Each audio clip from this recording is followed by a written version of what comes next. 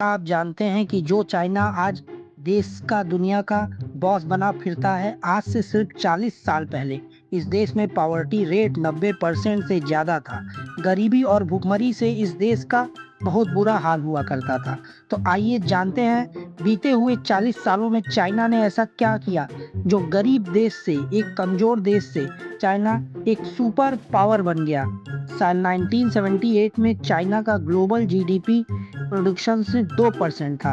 आज के दिन चाइना 18% से ज़्यादा ग्लोबल जीडीपी प्रोडक्शन में हिस्सेदारी देता है। चाइना का पॉवर्टी रेट 1% से भी कम है। कई मायनों में ये एक सुपर पावर देश है।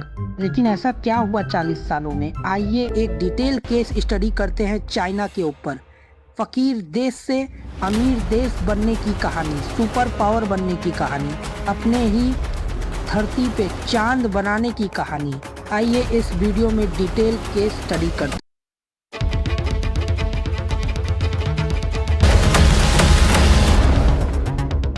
हैं। चाइना देश का नाम एक पुराने शब्द चिन से आता है। चिन एक डायनेस्टी का नाम था जिसने चाइना के ऊपर राज किया था।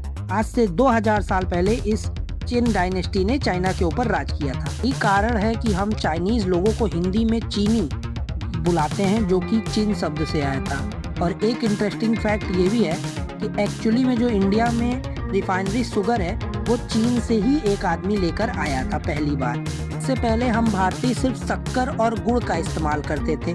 चीनी को एक चीनी लेकर आया था, इसीलिए हमने उसे चीनी बुलाना शुरू कर दिया।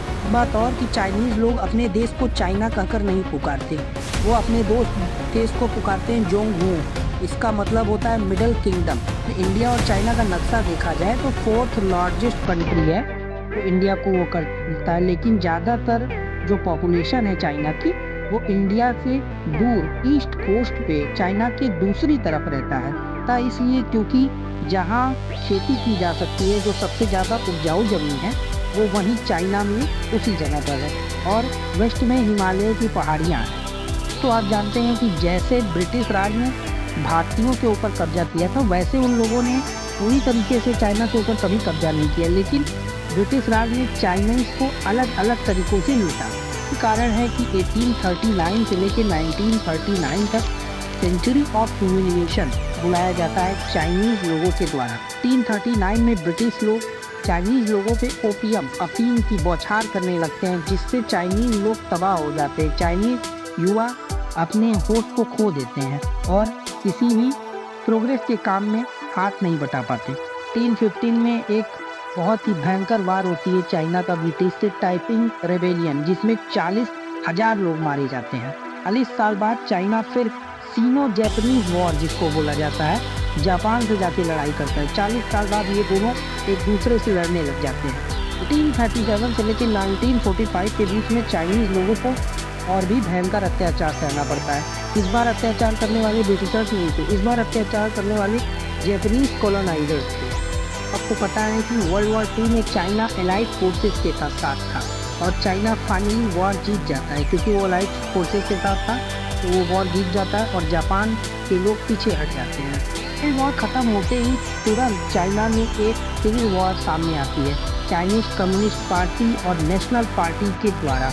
और की शुरुआत 1927 में शुरू हुई थी, लेकिन जब जापान के लोग चाइना पर हमला कर देते हैं तो ये लोग भाग जाते हैं और जो कम्युनिस्ट पार्टी रहती है वो जीत जाती है। नेशनलिस्ट पार्टी भाग जाती है ताइवान में, जो आज का ताइवान है। वहाँ उस समय एक आइलैंड हुआ करता था, ये लोग उस समय वहाँ पे भाग जाते हैं। और जो मेन लैंड चाइना है वहाँ पे शुरुआत होता है माओ जेडोंग का। अक्टूबर 1949 में पीपल्स रिपब्लिक ऑफ चाइना का जन्म होता है, हमारे देश से 2 साल बाद।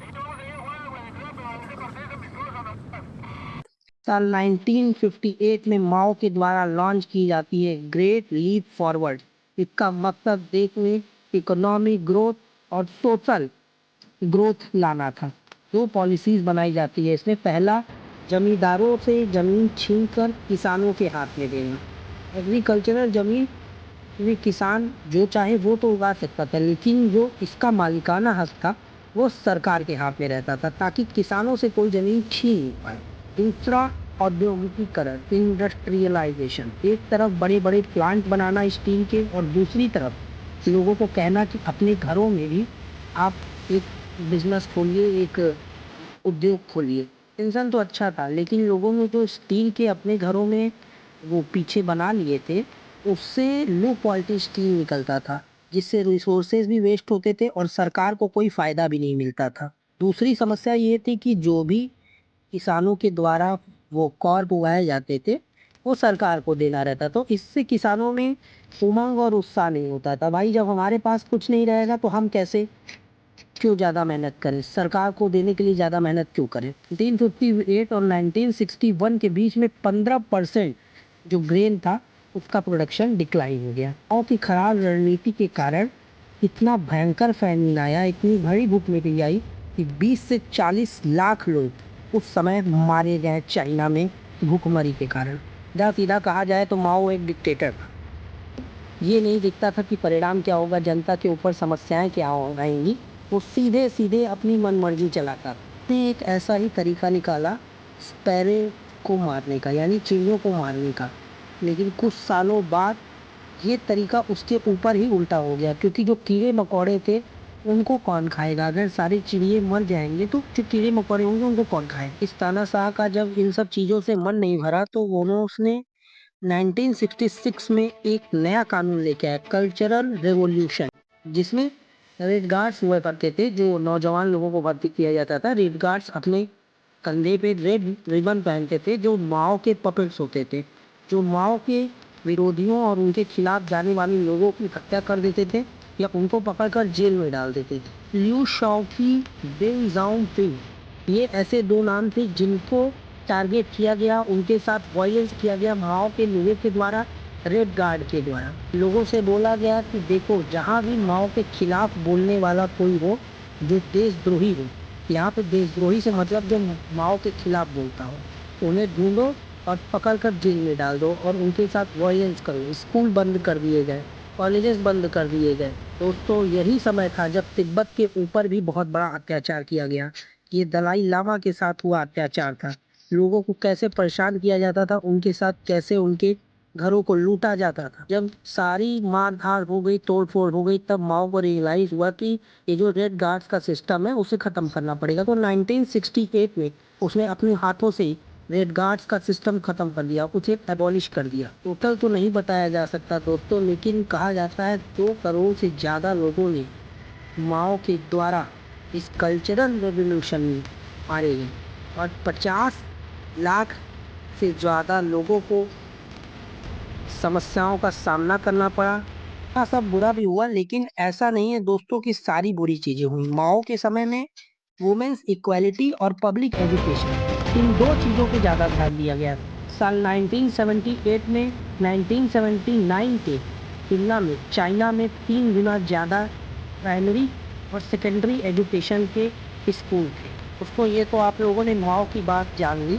अब अगले वीडियो में हम आपको बताएंगे कि चाइना कैसे एक गरीब देश से एक सुपर पावर बना।